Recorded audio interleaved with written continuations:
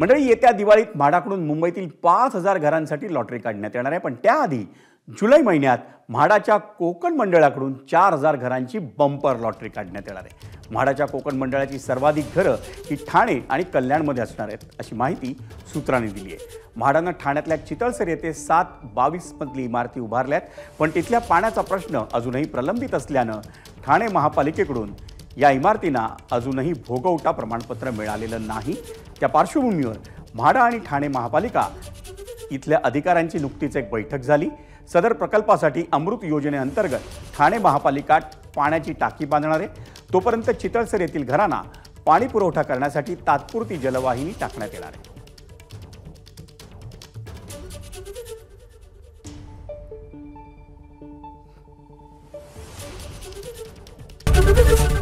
ABP माझा, उघडा डोळे बघा नीट।